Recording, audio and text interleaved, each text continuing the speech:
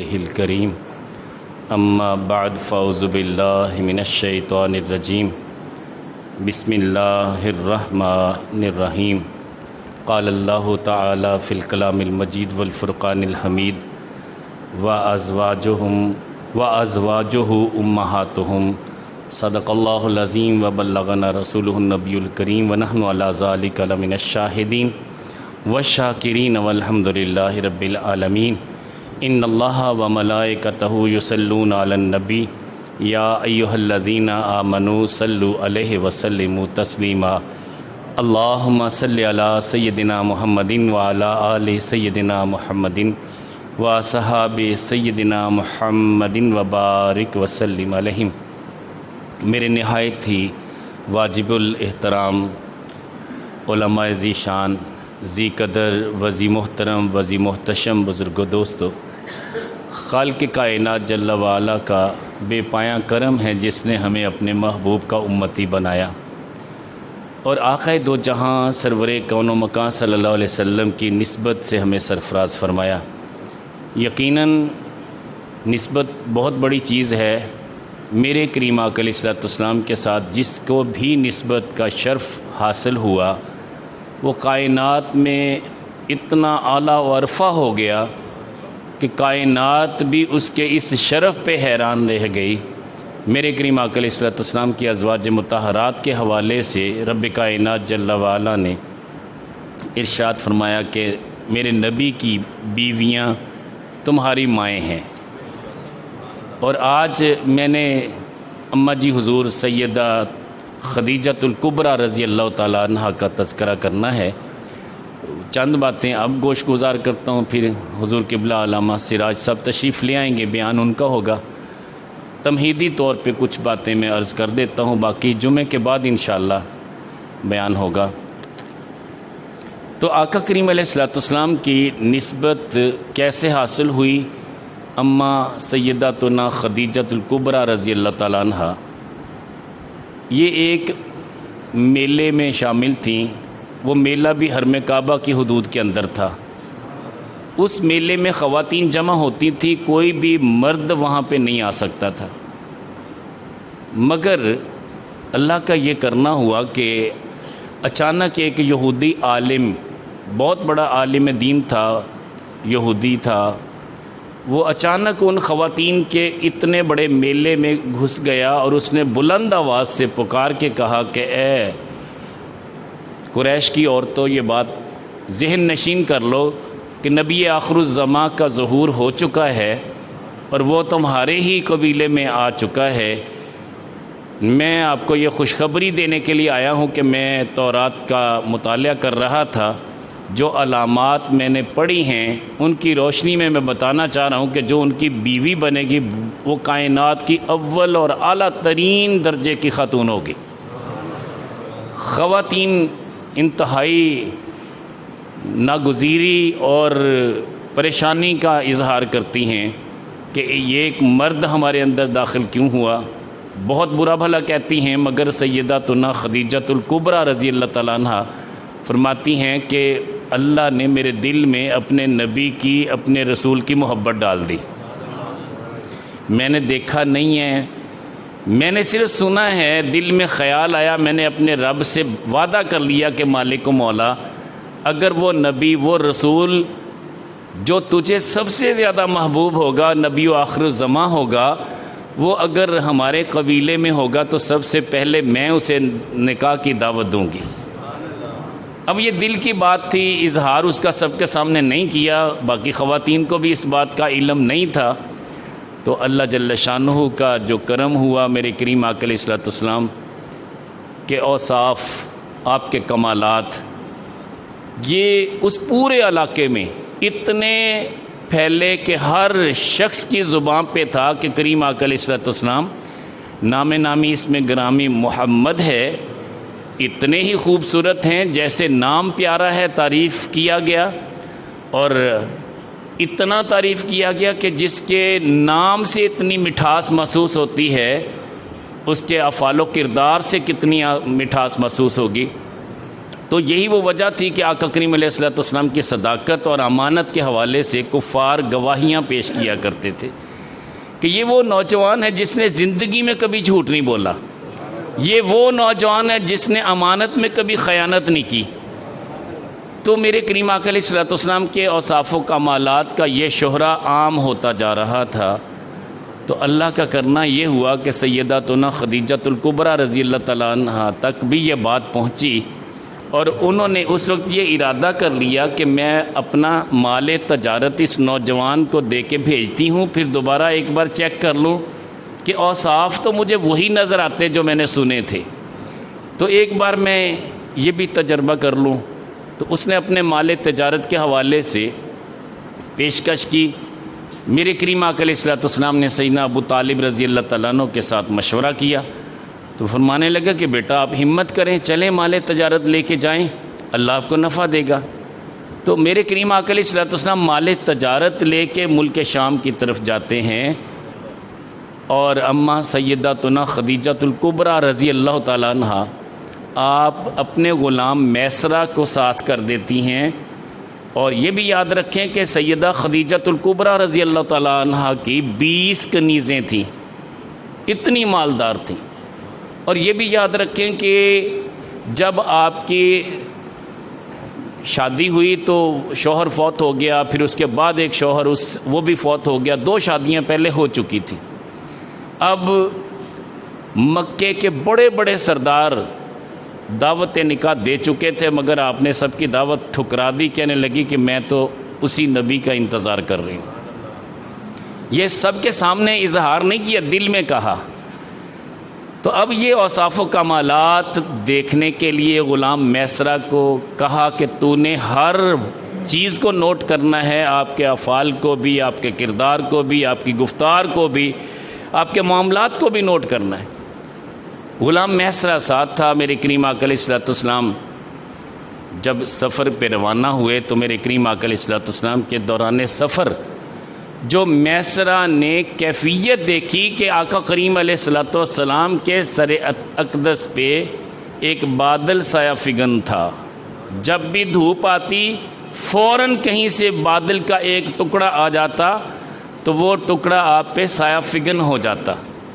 سیداتنا خدیجۃ الکبریٰ رضی اللہ تعالیٰ عنہ ہماری پیاری امی جان، ان کے حوالے سے بات ہو رہی تھی کہ جب انہوں نے اپنے غلام میسرہ کو آقا کریم علیہ الصلوۃ والسلام کے ساتھ بھیجا تو انہوں نے وہاں پہ میسرہ نے کیا کیا دیکھا۔ سیداتنا خدیجۃ الکبریٰ رضی اللہ تعالیٰ عنہ نے بڑے پیار کے ساتھ پوچھا کہ اے میسرہ سچ سچ بتانا، یہ جو محمد عربی صلی اللہ علیہ وسلم مال تجارت لے کے گئے تھے، ان کا معاملہ کیا تھا اور کس انداز میں انہوں نے تجارت کی؟ تو آپ کا غلام میسرہ کہنے لگا کہ سب سے پہلے تو میں آپ کو یہ بتانا چاہتا ہوں کہ جب ہم سفر پہ روانہ ہوئے، جہاں دھوپ آتی تھی میں اچانک دیکھتا تھا کہ کہاں سے کوئی بادل آتا، وہ جگہ بھی نظر نہیں آتی تھی، اچانک ایک بادل نمودار ہوتا اور آقا کریم علیہ الصلوۃ والسلام پہ سایہ فگن ہو جاتا۔ یہ معجزہ میں نے بار بار دیکھا۔ فرماتے ہیں کہ پھر ایک جگہ پہ آقا کریم علیہ الصلوۃ والسلام کو ٹھہرایا، ملک شام میں پہنچے، وہ ایک درخت تھا جس کے نیچے میرے کریم آقا علیہ الصلوۃ والسلام کچھ دیر کے لیے آرام فرما ہوئے۔ تو اچانک راہب اپنے عبادت گاہ سے نکل کے آیا، اس نے کہا کہ اس شخص کے ساتھ کون ہے؟ تو میں نے کہا میں غلام میسرہ حاضر ہوں۔ کہنے لگے کہ آپ کو پتہ ہے کہ یہ شخص کون ہے؟ یہ وقت کا نبی ہے۔ اس کا نام کیا ہے؟ کہنے لگے محمد۔ قبیلہ پوچھا، سارے معاملات پوچھنے کے بعد اس راہب نے آقا کریم علیہ الصلوۃ والسلام کے اوصاف و کمالات بتائے۔ وہ سارے غلام میسرہ کہتا ہے کہ میں نے ان کے اندر دیکھے۔ پھر وہ کہتا ہے کہ اسی راہب نے کہا کہ یہ ان قریب اپنی نبوت کا بھی اعلان کرے گا، رسالت کا بھی اعلان کرے گا۔ کاش کہ اس وقت تک میں زندہ ہوں، اگر میں زندہ رہوں گا تو میں یقیناً سب سے پہلے اسلام قبول کرنے والا ہوں گا۔ بات یہ ہے کہ تورات میں، انجیل میں کوئی کتاب ایسی نہیں، کوئی صحیفہ ایسا نہیں جہاں میرے نبی کا تذکرہ نہ ہو۔ میں سمجھتا ہوں سارے نبی آئے ہی آقا کریم علیہ الصلوۃ والسلام کا تذکرہ کرنے کے لیے تھے۔ یقین جانیے آقا کریم علیہ الصلوۃ والسلام کے اتنے اوصاف و کمالات، اتنے آپ کو اللہ مدینے لے جائے، آپ اپنی آنکھوں سے دیکھیں گے، وہاں آپ کے دل میں جو بات ہوگی آپ پریکٹیکلی اسی وقت دیکھ پائیں گے۔ سچی بات میں کہہ رہا ہوں، وہ کیسے بے وفا لوگ ہیں جو کہتے ہیں کہ نبی نہ سنتا ہے، نہ دیکھتا ہے، نہ کچھ کر سکتا ہے، بے بس ہے۔ نہیں، ایسی بات نہیں ہے، یاد رکھنا ہر انسان کی اپنی ایک کیفیت ہوتی ہے، مگر میرے نبی کو اللہ نے پوری انسانیت سے افضل مرتبہ عطا کیا، سارے نبیوں سے بھی افضل امام الانبیاء ہیں میرے کریم آقا علیہ السلام۔ بہت سارے دوستوں نے مجھے اس دفعہ ایسے واقعات بھی سنائے ہیں، میں خود حیران تھا کہ یار اتنی کرم بخشی تو ان پہ ہو رہی ہے جو میرے ساتھ قافلے میں ہے، تو جو عشاقان رسول ہوتے ہیں ان پہ کتنی کرم بخشی ہوتی ہوگی۔ ٹھیک ہے، تو بہرحال وہاں پہ میں کہتا ہوں کہ طلب بعد میں پیدا ہوتی ہے، پہلے مل جاتا ہے۔ میرے قافلے والے اکثر یہ کہہ رہے تھے کہ ہم نے کوئی سامان نہیں خریدنا، بابا جی آپ نے جو بھی لینا ہوگا ہم آپ کی کھجوریں لے جائیں گے۔ میں نے کہا یار میری کم از کم 2 من کھجوریں ہوتی ہیں، تو مجھے نہیں لگتا کہ میں اپنے ساتھ اتنی کھجوریں لے جا سکوں۔ کہنے لگا نہیں ہم حاضر ہیں۔ 28 لوگ تھے، لیکن جب سامان سب نے خرید لیا نا، تو جب پتہ کیا کسی کے پاس گنجائش ہے، صرف ایک بندے کے پاس 1 کارٹن لے جانے کی اجازت تھی، گنجائش تھی، باقی سب اتنے لدے لدائے تھے کہ سب کا سامان اتنا بڑھ چکا تھا، کہنے لگے ارادہ بھی نہیں تھا، اسباب بھی بظاہر نہیں تھے، ایسے سبب بنے بابا جی کہ ہر چیز ہم نے خریدی ہے۔ کسی کا 10 kg وزن بڑھا ہوا ہے، کسی کا 15 kg بڑھا ہوا ہے۔ میں نے کہا دیکھیں اتنا نوازتے ہیں سرکار۔ ایسے لوگ بھی تھے جو کہنے والے تھے کہ بابا جی کوئی پیسہ ہمارے پاس نہیں تھا، صرف زیادہ راہ اتنا تھا کہ ہم صرف کھانا کھا لیتے اور یہی کافی تھا ہمارے لیے، لیکن کوئی نہ کوئی اللہ نے ایسا بندہ بھیج دیا جو ہمارا دور کا ملنے والا تھا، کوئی 200 ریال دے گیا، کوئی 500 ریال دے گیا، کوئی 1000 ریال دے گیا۔ اب ہم نے بھی بڑی موجیں کی کہ یار اتنے پیسے ہیں، کچھ نہ کچھ لے ہی جاتے ہیں بچوں کے لیے، تو اس طرح بابا جی ہم نے سامان خرید لیا۔ اب ہمارے پاس گنجائش نہیں کہ آپ کی کھجوریں ہم لے جا سکیں، مگر اللہ کا شکر ہے ہم چونکہ 4 لوگ تھے، بیٹا تھا، بیٹی تھی اور بیگم، اور میں 4 لوگ تھے، ہم 46 کلو وزن لا سکتے تھے اپنے ساتھ، تو اللہ کا شکر ہے ہم بھی سب کچھ لے کے آئے، اللہ کا شکر۔ مگر کیا بتائیں آپ کو، سچی بات میں کہہ رہا ہوں کہ یہ 2-3 دن کے اندر کھجوریں ختم ہو گئی۔ پانی آب زمزم کا آپ کو پتہ ہی ہے کہ میں ملا کے پیش کرتا ہوں، لکھا ہوتا ہے، یعنی بہت سارے لوگ وہ پانی ملا کے نہیں شامل وہ کیا کہتے ہیں یہ آب زمزم ہے، یہ جھوٹ ہے۔ اگر پیور آب زمزم آپ پلا رہے ہیں تو آپ کہہ دیں کہ یہ آب زمزم ہے، مگر آپ پیور اگر نہیں پلا رہے تو آپ کہہ دیں کہ اس میں آب زمزم شامل ہے۔ سچی بات یہ ہے، یہ ایک شرعی مسئلہ ہے۔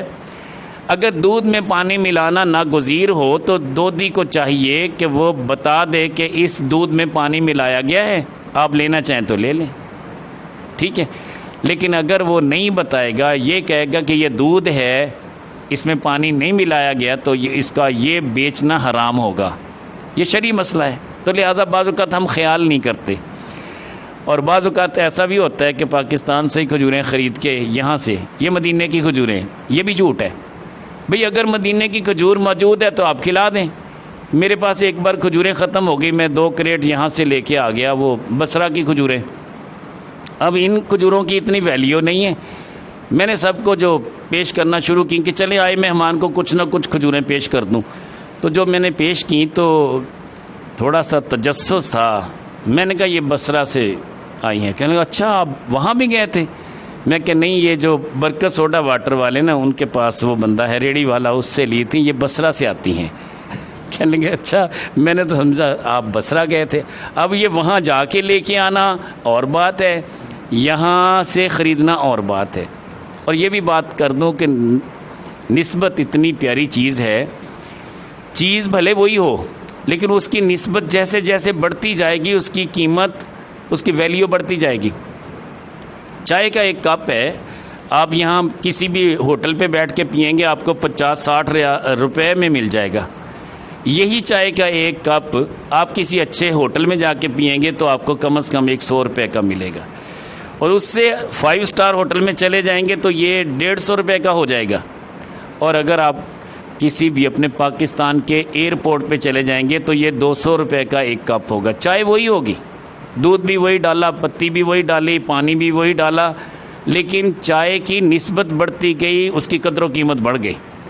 اور یہی چائے اگر ہم مدینہ الرسول میں جا کے پیتے ہیں، اس کی ویلیو اتنی بڑھ جاتی ہے، یہ 3 ریال کا ایک کپ ملتا ہے۔ 3 ریال کو پاکستان کے پیسوں سے ضرب دے لیں، 75 روپے کا یعنی 1 ریال آتا ہے، تو اس کا مطلب کتنے کی چائے بن گئی، یہ فیصلہ آپ خود کر لیں۔ تو بات یہ ہے کہ نسبت کی بنا پہ ہر چیز کی قدر و قیمت بڑھتی ہے۔ آپ کی نسبت کسی شرابی کے ساتھ ہوگی تو ویلیو بالکل نیچے آ گئی، اگر یہی نسبت کسی اللہ والے کے ساتھ ہوگی، آپ کا مقام، آپ کی قدر و قیمت، آپ کا مرتبہ اتنا بڑا کہ اللہ جل شانہ کے فرشتے بھی فخر کریں گے آپ پہ، زیارت کے لیے آئیں گے، ملاقات کے لیے آئیں گے۔ تو میں اپنے موضوع کی طرف آؤں کہ حضرت میسرہ رضی اللہ تعالیٰ عنہ نے بہت ساری باتیں بتائیں، آقا کریم علیہ الصلوۃ والسلام کے مال تجارت بیچنے کے طریقے بتائے کہ اللہ کے پیارے نبی صلی اللہ علیہ وسلم قسم اٹھا کے نہیں بیچتے تھے، بلکہ فرماتے تھے کہ یہ مال میں نے اتنے کا بیچنا ہے، آپ کا دل چاہے لے لیں، نہیں دل چاہے تو نہ لیں۔ حالانکہ باقی جتنے بھی قافلے والے تھے وہ جھوٹ بول کے بھی بیچتے تھے، ملاوٹ کر کے بھی بیچتے تھے۔ میرے کریم آقا علیہ الصلوۃ والسلام نے نہ ملاوٹ کی نہ جھوٹ بولا، اتنا نفع کمایا کہ اماں سیدتنا خدیجۃ الکبریٰ رضی اللہ تعالیٰ عنہ نے پہلے جتنے بھی لوگ بھیجے تھے اتنا نفع کوئی بھی کما کے نہیں لایا جتنا میرے نبی صلی اللہ علیہ وسلم سچ بول کے نفع کما کے لائے۔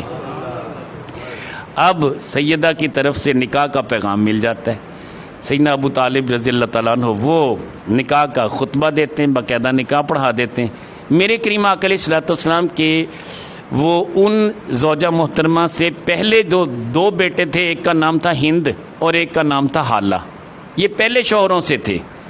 اس کے بعد میرے کریم آقا علیہ الصلوۃ والسلام کے نکاح کے بعد جو بچے پیدا ہوئے، میرے کریم آقا علیہ الصلوۃ والسلام کے 2 بیٹے اور 4 بیٹیاں اماں سیدتنا خدیجۃ الکبریٰ رضی اللہ تعالیٰ عنہ کے بطن سے پیدا ہوئے۔ اور آپ کو پتہ ہے، میں پہلے بھی اکثر تذکرہ کرتا رہتا ہوں، سیدہ زینب سلام اللہ علیہ میرے کریم آقا علیہ الصلوۃ والسلام کی سب سے بڑی شہزادی ہیں، سیداتنا رقیہ دوسرے نمبر پہ ہیں، پھر سیداتنا ام کلثوم رضی اللہ تعالیٰ عنہ یہ تیسرے نمبر پہ ہیں، چوتھے نمبر پہ سیداتنا فاطمہ زہرا سلام اللہ علیہ ہیں، جن سے سرکار والہانہ پیار کرتے تھے، عقیدت اور محبت اور ٹوٹ کر پیار، کہ جن کی آمد پہ میرے کریم آقا علیہ الصلوۃ والسلام اٹھ کے کھڑے ہو جایا کرتے تھے۔ اور سچی بات میں کہہ رہا ہوں کہ پہلی بیٹیاں بھی سرکار کو پیاری تھیں، اس میں بھی آپ کو ایک حوالہ میں دوں گا کہ کتنا پیار تھا ان کے ساتھ بھی۔ جب سیدہ زینب سلام اللہ علیہ، ان کے شوہر جو خالہ زاد بھائی تھے، خالہ کے بیٹے تھے ابو العاص، ان کے ساتھ چونکہ نکاح ہوا تھا، جب وہ میدان بدر میں میرے کریم آقا علیہ الصلوۃ والسلام کے برسر پیکار تھے، مخالفت میں تھے، اب گرفتار ہوئے، فدیے کا معاملہ چلا تو کہنے لگے کہ ٹھیک ہے حضور، میں فدیہ منگوا کے آپ کو دے دیتا ہوں۔ وہ فدیہ کیا منگوایا؟ وہ فدیہ یہ تھا کہ سونے کا ایک ہار تھا، آقا کریم علیہ الصلوۃ والسلام کی خدمت میں پیش کیا کہ مجھے چھوڑ دیں، یہ سونے کا ہار بطور فدیہ لے لیں۔ میرے کریم آقا علیہ الصلوۃ والسلام کی چشمانے کریمانہ سے آنسو نکل آئے۔ وہ ہار کس کا تھا؟ وہ سیداتنا خدیجۃ الکبریٰ رضی اللہ تعالیٰ عنہ کا ہار تھا، جو انہوں نے اپنی بیٹی سیدہ زینب سلام اللہ علیہ کو عطا کیا تھا۔ جب ان کی شادی ہوئی تو مائیں تحفے دیتی ہیں، گفٹ دیتی ہیں، تو ماں نے یہ تحفہ دیا تھا۔ آقا کریم علیہ الصلوۃ والسلام کی آنکھیں اشکبار ہوئیں، فرمایا صحابہ کیا تم مجھے اجازت نہیں دیتے کہ میں اپنی زوجہ محترمہ سیدتنا خدیجۃ الکبریٰ کی یہ نشانی جو انہوں نے اپنی صاحبزادی کو دی تھی، اس نشانی کو میں واپس نہ کر دوں؟ میرے کریم آقا علیہ الصلوۃ والسلام اتنا پیار کرنے والے تھے ازواج مطہرات سے بھی، پھر صاحبزادیوں سے بھی۔ اور کریم آقا علیہ الصلوۃ والسلام کو 2 شہزادے انہی کے بطن سے اللہ جل شانہ نے عطا فرمائے، ایک کا نام تھا قاسم اور ایک کا نام تھا عبداللہ، جن کو طیب اور طاہر بھی کہتے ہیں۔ قاسم جب انتقال ہوا نا، مدت رضاعت تھی، یعنی دودھ پینے کی مدت تھی، سیدتنا خدیجۃ الکبریٰ رضی اللہ تعالیٰ عنہ بڑے یہ حسرت کے ساتھ عرض کرتی یا رسول اللہ، کاش کہ یہ مدت رضاعت تو پوری کر لیتا، مرضی تو اللہ کی ہے، اللہ کی مرضی پہ ہم معترض نہیں ہیں، کاش کہ کم از کم یہ 2 سال میرا دودھ تو پی لیتا۔ میرے کریم آقا علیہ الصلوۃ والسلام نے فرمایا خدیجہ تو اس بات پہ پریشان نہ ہو، تیرے اس لخت جگر کے لیے اللہ نے جنت کی حور مقرر کر دی ہے، وہ اسے روزانہ دودھ پلاتی ہے۔ میرے کریم آقا علیہ الصلوۃ والسلام نے فرمایا کہ خدیجہ اگر تو چاہے تو میں تجھے تیرے بچے کے رونے کی آواز نہ سنا دوں، کتنی بڑی بات ہے۔ مگر ان کا یقین اور عقیدہ دیکھیے، کہنے لگیں کہ یا رسول اللہ مجھے آپ کی بات پہ یقین ہے، یقیناً میرا بیٹا جنت میں حوروں کا دودھ پیتا ہے۔ آج کا کوئی بندہ ہوتا تو شاید وہ اتنا یقین نہ رکھتا۔ یہی وہ وجہ ہے کہ جب اماں عائشہ صدیقہ رضی اللہ تعالیٰ عنہ نے آقا کریم علیہ الصلوۃ والسلام سے ایک بات کہی کہ آپ ہر وقت اسی بوڑھی کا تذکرہ کرتے رہتے ہیں، جبکہ میں آپ کے سامنے کنواری لڑکی ہوں اور چھوٹی عمر کی لڑکی ہوں، تو آپ اسی بوڑھیا کو یاد رکھتے ہیں۔ میرے کریم آقا علیہ الصلوۃ والسلام نے جو لفظ کہے تھے وہ لفظ سنیے۔ میرے کریم آقا علیہ الصلوۃ والسلام نے فرمایا کہ عائشہ اگر تیری یہ بات کسی دریا میں ڈال دی جائے نا تو پانی سارا گدلا ہو جائے، یہ اتنی بری بات ہے، تو نے اتنا دل دکھایا ہے، ایسا نہیں ہونا چاہیے تھا، تو نے ایسا جملہ کیوں کہا؟ تمہیں پتہ ہے کہ خدیجہ کون تھی؟ یہ وہ تھیں وَوَسَطْنِي بِمَالِهَا اِذْ حَرَمَنِيَ النَّاسُ، جب لوگوں نے مجھے محروم کر دیا، کوئی میرا ساتھ دینے والا نہیں تھا، تو انہوں نے اپنے مال سے میرا ساتھ دیا تھا، اور ہر غم میں، ہر دکھ میں، ہر پریشانی میں یہ میرے ساتھ تھیں، اور اتنا پیار کرنے والی تھیں۔ میرے کریم آقا علیہ الصلوۃ والسلام فرماتے ہیں کہ جب میں نے اعلان نبوت کیا تو سب سے پہلے ایمان لانے والی سیدہ خدیجۃ الکبریٰ رضی اللہ تعالیٰ عنہ، اور جب غار حرا میں ٹھہرا کرتا تھا تو وہاں پہ کھانا لے کے آنے والی سیدہ خدیجۃ الکبریٰ رضی اللہ تعالیٰ عنہ، اور کئی مرتبہ ایسا ہوا کہ ادھر سیدتنا خدیجۃ الکبریٰ رضی اللہ تعالیٰ عنہ غار حرا کے قریب پہنچی، 2500 فٹ بلند ہے، اتنا بلند پہاڑ ہے، اور بڑا مشکل راستہ تھا اس وقت۔ اب تو راستہ بڑا اچھا بن گیا، اب تو میرا محمد حمزہ بھی ماشاءاللہ غار حرا پہ گیا، رونے لگ گیا، میں نے جانا ہے۔ میں نے کہا بیٹا آپ سے نہیں جایا جائے گا، کہنے لگے نہیں میں نے جانا ہے، تو ماشاءاللہ گیا، بھاگتا بھاگتا چلا گیا، 2500 فٹ بلند، جذبہ لے کے جاتا ہے بندے کو۔ تو بہرحال اماں سیدتنا خدیجۃ الکبریٰ رضی اللہ تعالیٰ عنہ ابھی غار حرا کے قریب پہنچتی، جبریل امین علیہ السلام حاضر ہو جاتے، یا رسول اللہ سیدتنا خدیجۃ الکبریٰ کو اللہ کا سلام پیش کر دیجئے۔ مجھے بتائیے جیسے رب سلام دے اس کا مرتبہ کتنا ہوگا؟ سچی بات میں کہہ رہا ہوں کہ یار سلام کہ خود رب کائنات جل والا سلامتی بھیجے، اس کا مرتبہ کتنا ہوگا؟ تو اماں عائشہ صدیقہ رضی اللہ تعالیٰ عنہ فرماتی ہیں کہ میں نے اللہ کے نبی صلی اللہ علیہ وسلم کو دیکھا کہ جب کبھی جانور ذبح کرتے نا تو اس کے بڑے بڑے پیس کر لیتے، بڑے بڑے حصے کر لیتے، حصے کرنے کے بعد آقا کریم علیہ الصلوۃ والسلام مختلف گھروں میں بھیجتے۔ میں پوچھتی کہ یہ خاص خاص گھروں میں ہم بھیج رہے ہیں، یہ کون لوگ ہیں جو آپ کو اتنے پیارے لگتے ہیں؟ تو میرے کریم آقا علیہ الصلوۃ والسلام نے فرمایا کہ عائشہ یہ وہ لوگ ہیں، یہ وہ سہیلیوں کے گھر ہیں جو میری خدیجۃ الکبریٰ کی سہیلیاں ہیں۔ جب میں ان کو تحفے دیتا ہوں نا تو سیدتنا خدیجۃ الکبریٰ اپنی قبر میں خوش ہوتی ہیں۔ مسئلہ معلوم ہوا کہ قبر والے بھی خوش ہوتے ہیں، ناراض بھی ہوتے ہیں، خوش بھی ہوتے ہیں، لیکن بات وہی کہ قبر میں رہنے والا زندہ ہو، حیات طیبہ پا چکا ہو، ہر ایرا غیرہ نہیں ہے۔ جو بندہ اچھا ہوتا ہے، جو نیک ہوتا ہے، عمل صالح کرتا ہے، وہ قبر میں جا کے بھی ایسی زندگی پا جاتا ہے جسے اللہ نے حیات طیبہ سے تعبیر فرمائے۔ تو بات یہ ہے، اماں عائشہ صدیقہ رضی اللہ تعالیٰ عنہ آپ فرماتی ہیں کہ اللہ کے پیارے نبی صلی اللہ علیہ وسلم کا یہ معمول تھا کہ جب آپ سوئے ہوئے ہوتے تو میرے باپ بھی اگر آ جاتے، ابو بکر صدیق رضی اللہ تعالیٰ عنہ، کبھی آرام میں مخل نہیں ہوا کرتے تھے، کبھی اونچی آواز سے بولا نہیں کرتے تھے، اور کبھی عمر بن خطاب رضی اللہ تعالیٰ عنہ آ جاتے تو آقا کریم علیہ الصلوۃ والسلام کے بارے میں پتہ چلتا آپ آرام فرما ہیں، اس کمرے میں داخل نہ ہوتے تاکہ میرے قدموں کی آہٹ سے آقا کریم علیہ الصلوۃ والسلام بیدار نہ ہو جائیں۔ مگر اماں عائشہ صدیقہ رضی اللہ تعالیٰ عنہ بڑی پیاری بات کرتی، کہتی ہیں کہ میں نے ایک دن دیکھا اللہ کے پیارے نبی صلی اللہ علیہ وسلم آرام فرما ہیں، سوئے ہوئے ہیں اور بڑی گہری نیند سوئے ہوئے ہیں، اچانک آقا کریم علیہ الصلوۃ والسلام ایک آواز سن کے اٹھ کے بیٹھ گئے اور فوراً مسجد نبوی میں تشریف لے گئے۔ میں نے عرض کی کہ حضور آپ اتنی جلدی میں کبھی بھی تشریف نہیں لے گئے، آخر اس میں حکمت کیا تھی؟ کہنے لگے کہ مجھے اپنے بیٹے حالہ کی آواز آ رہی تھی، وہ مسجد میں باتیں کر رہا تھا میرا بیٹا حالہ، تو میں اس کی آواز سن کے میں نے کہا کہیں چلا نہ جائے بغیر ملے، تو میں ان کو ملنے کے لیے گیا تھا۔ مجھے بتائیں آج کا کوئی باپ اپنی سابقہ اولاد کی قدر کرتا ہے؟ ہم دعویٰ تو کرتے ہیں کہ ہم مسلمان ہیں، مگر جو سابقہ اولاد ہوتی ہے پہلے تو ہم رشتہ کرنے سے پہلے کہتے ہیں کہ یار اگر رشتہ ہم سے آپ نے کرنا بھی ہے تو جو پہلے بچے ہیں یہ اپنے گھر میں چھوڑ کے آئے، ہم ان کے ذمہ دار نہیں ہیں۔ مگر میرے نبی کا طریقہ کچھ اور ہے۔ کاش کہ ہم صحیح معنوں میں آقا کریم علیہ الصلوۃ والسلام کے اس طریقے کو سمجھ لیں۔ کتنا پیار کرتے تھے سیدنا ہند، وہ کہتے ہیں کہ میں اس بات پہ مسکراتا بھی رہتا ہوں، خوش بھی ہوں، فخر بھی کرتا ہوں کہ میں محمد عربی کا بیٹا ہوں۔ نسبت تو میری بیٹے والی ہے، الگ بات ہے کہ میرا باپ اور تھا، مگر اماں خدیجۃ الکبریٰ سے جب سے میرے کریم آقا علیہ الصلوۃ والسلام نے نکاح کیا تو میں بھی تو پھر اس بات کا حقدار ہوں کہ میں ابو جی کہہ کے بلاؤں۔ الگ بات ہے کہ میں ادب کی وجہ سے ابو جی نہیں کہتا یا بابا نہیں کہتا، بلکہ محمد عربی کہہ کے پکارتا ہوں یا رسول اللہ کہہ کے پکارتا ہوں۔ اور آقا کریم علیہ الصلوۃ والسلام کا جو حلیہ بیان کیا ہے نا، وہ حلیہ بیان کرنے والے یہ ہند تھے، یہ ہند اور حالہ، یہ دونوں مسلمان ہو گئے تھے، صحابی رسول بنے۔ اماں خدیجۃ الکبریٰ کی پہلی اولاد ہیں، اور حضرت ہند تو وہ ہیں جنہوں نے میرے نبی صلی اللہ علیہ وسلم کا باقاعدہ حلیہ بیان کیا۔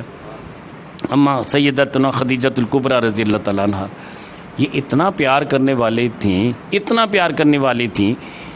ایک دن آقا کریم علیہ الصلوۃ والسلام تشریف فرما ہے، کافی دیر تک گفتگو ہوتی رہی۔ کوئی خاتون آئی ہوئی تھی، بیٹھے ہوئے تھے آقا کریم علیہ الصلوۃ والسلام۔ جب یہ پوچھتے ہیں، اماں عائشہ صدیقہ رضی اللہ تعالیٰ عنہ پوچھتی ہیں کہ یا رسول اللہ یہ کون خاتون تھی جس سے اتنی دیر تک آپ باتیں کرتے رہے؟ کہنے لگے یہ خدیجہ کی سہیلی تھی، مجھے ملنے کے لیے آئی تھی۔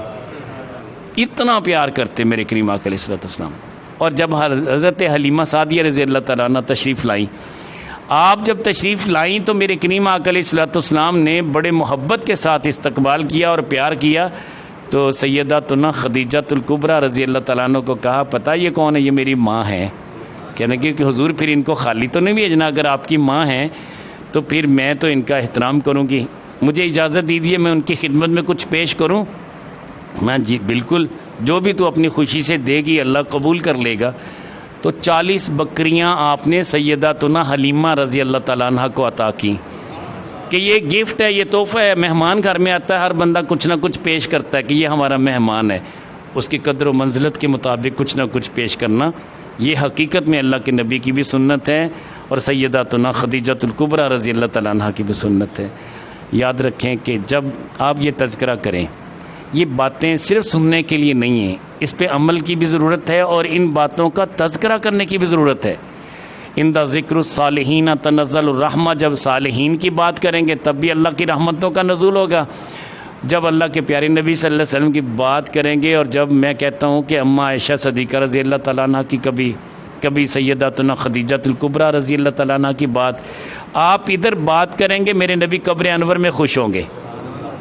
اتنی خوشی جس کا آپ اندازہ نہیں کر سکتے، میرے کریم آقا علیہ الصلوۃ والسلام اتنے خوش ہوں گے۔ تو لہٰذا کوشش کریں اللہ کے پیارے نبی صلی اللہ علیہ وسلم کی ازواج مطہرات کا تذکرہ، سرکار کی بنات کا تذکرہ یعنی صاحبزادیوں کا تذکرہ، سرکار مدینہ صلی اللہ علیہ وسلم کے اہل بیت کا تذکرہ۔ یہ تو سرکار نے خود فرمایا کہ 3 چیزیں اپنے بچوں کو لازمی سکھاؤ، ادبوا اولادکم وحب نبیکم وحب اطرتی واہل بیتی۔ یہ محبت سکھانے کا حکم۔ محبت کیسے سکھائیں گے؟ جب ہم ان کا تذکرہ کریں گے تو ہمارے بچوں کے دل میں ان کی محبت پیدا ہوگی۔ تو لہٰذا اللہ کے پیارے نبی صلی اللہ علیہ وسلم کا صحابہ کا تذکرہ کریں تب بھی اللہ کے پیارے نبی صلی اللہ علیہ وسلم خوش ہوتے ہیں۔ اور یاد رکھیں مجدد اہل افسانی شیخ احمد سرہندی آخری بات ہے، دعا مانگتے ہیں رحمۃ اللہ علیہ۔ آپ کا معمول تھا کہ جب بھی آپ ذکر اذکار کرتے اس کے بعد دعا مانگتے، کھانا بھی رکھ دیتے، کسی کو غریب مسکین کو دینا ہوتا دعا مانگتے، سارے صحابہ اور اہل بیت کا بھی نام لیتے اور اس کے بعد اولیاء اللہ کا نام لیتے، ازواج مطہرات کا بھی، سب کا من جملہ تذکرہ کرتے۔ ایک دن آقا کریم علیہ الصلوۃ والسلام خواب میں ملتے ہیں، ملاقات کر کے زیارت کروا کے فرماتے ہیں کہ اے شیخ احمد سرہندی، میں تو کھانا عائشہ کے گھر کھاتا ہوں، تو ان کا نام ہی نہیں لیتا۔ یار اتنا پیار تھا بی بی عائشہ صدیقہ رضی اللہ تعالیٰ عنہ کے ساتھ کہ جب تو ایصال ثواب کرتا ہے تو میری عائشہ کا نام اسپیشلی طور پہ لیا کر۔ اور سچی بات میں کہتا ہوں کہ آج بھی یاد رکھیں، آپ کسی کو اگر آپ دعا کے لیے کہتے ہیں نا تو دل میں ایک خیال ضرور آتا ہے کہ یار اگر نام لے کے دعا کر دے نا تو پھر مزہ آئے گا۔ میں کہتا ہوں کہ یار ہر بندے کا نام تو واقعی نہیں لیا جا سکتا، مگر جس بندے کا یا جس کی اہلیہ کا، جس کی بیٹی کا نام لے دیا جائے، اس کے دل میں کتنی خوشی داخل ہوتی، اس کا اندازہ اسی سے آپ پوچھ کے دیکھ لیں۔ اور سچی بات ہے، بندہ کہیں چلا جائے بزرگوں سے دعا کروا کے آئے تو وہ پھر کوئی آ کے بتا دے کہ یار تیری بیٹی کا، تیری بیوی کا، تیری والدہ کا نام لے کے دعا سرکار نے کی ہے، تو بندہ کتنا خوش ہو جاتا ہے۔ حضرت حذیفہ بن یمان رضی اللہ تعالیٰ عنہ، آخری بات ہے، فرماتے ہیں کہ میں اللہ کے پیارے نبی صلی اللہ علیہ وسلم کی بارگاہ میں حاضر ہوا اور ماں سے یہ وعدہ کر کے گیا تھا کہ میں آپ کے لیے دعا کروانے جا رہا ہوں، ورنہ ماں کو چھوڑ کے آنا مسجد میں یہ بڑا مشکل تھا۔ تو فرماتے ہیں کہ میں یہ وعدہ کر کے مسجد نبوی میں گیا، میں نے 2 نمازیں آقا کریم علیہ الصلوۃ والسلام کے ساتھ پڑھیں، تو اچانک یاد آیا کہ میں نے دعا تو کروائی نہیں۔ اب کریم آقا علیہ الصلوۃ والسلام حجرہ انور میں جا رہے ہیں، میں پیچھے پیچھے جانے لگا، دل میں یہ تھا کہ ماں کو جا کے بتانا بھی ہے کہ میں نے آپ کے لیے دعا کروائی، یہ بات دل میں تھی۔ تو میں اللہ کے پیارے نبی صلی اللہ علیہ وسلم کے پیچھے پیچھے جا رہا ہوں، اچانک آقا کریم علیہ الصلوۃ والسلام پیچھے مڑ کے دیکھے بغیر فرماتے ہیں حذیفہ، اے حذیفہ کیا تو حذیفہ ہے؟ میں نے پیچھے سے عرض کی یا رسول اللہ ہاں میں حذیفہ ہوں۔ فرمایا اللہ تیرا بھی بھلا کرے، تیری ماں کا بھی بھلا کرے۔ تو بات یہ ہے کہ جو دل میں ہوتی نا باتیں، میرے کریم آقا علیہ السلام کو اللہ نے یہ توفیق دی ہے کہ میرے نبی صلی اللہ علیہ وسلم دل کی باتوں کو جان لیتے ہیں۔ آج تو ہر بندہ کہتا ہے کہ یار ابھی جو بات میرے دل میں تھی تو نے پہلے ہی اس پہ عمل کر دیا، میں یہ چاہ رہا تھا کہ تو مجھے کھجوریں کھلائے گا، میری ہمت نہیں پڑ رہی تھی کھجوریں مانگنے کی، لیکن تو نے کھجوریں لا کے دے دی۔ اب بات اس کے دل کی تھی، مطلب دل میں خیال اللہ کی طرف سے پیدا ہوتا ہے، لیکن جہاں کھجوریں ختم ہو جائیں پھر کیا کریں؟ پھر یہی دعا دیں گے کہ یا اللہ ان سب کو مدینے لے جا کے بڑے بڑے کریٹ کھجوروں کے دینا، وہاں ہمیں اتنی شاید قدر نہ ہو۔ یقین جانیے کوئی گلی ایسی نہیں جہاں کھجوروں کی دکانیں نہ ہوں، اور کبھی آپ جا کے دیکھ لیں، نہیں گئے تو جا کے دیکھ لیں، جنہوں نے دیکھا ہے وہ تو میری بات کی تصدیق کریں گے۔ جس گلی سے گزریں گے حاجی صاحب کھجوریں دیکھ لیں، حاجی صاحب کھجوریں لے لیں، چلیں دیکھ تو لیں، کھا تو لیں نا، منتیں کریں گے کھجوریں کھا لیں، منتیں کریں گے کھجوریں کھا لیں۔ یقین جانیے جو بندہ کھجوریں خرید نہیں سکتا، سفرے پہ اتنی کھجوریں ہوتی ہیں، ایسے میں نے لوگ دیکھے کہ روزانہ کے طور پہ اتنی کھجوریں جمع کر کے شاپر بھر کے لے جاتے ہیں، اپنے ہوٹل میں رکھ دیتے ہیں، اگلے دن پھر لے گئے، پورے مہینے میں کتنی کھجوریں، وہ تو 2 کریٹ بنا کے لے آتے ہیں، خریدنے کی بھی حاجت نہیں پڑتی۔ تو بات یہ ہے اللہ بڑی کھجوریں دے گا آپ کو، پریشان نہیں ہونا۔ اب دعا کرتے ہیں اللہم صلی وسلم دائما کثیرا الحمدللہ۔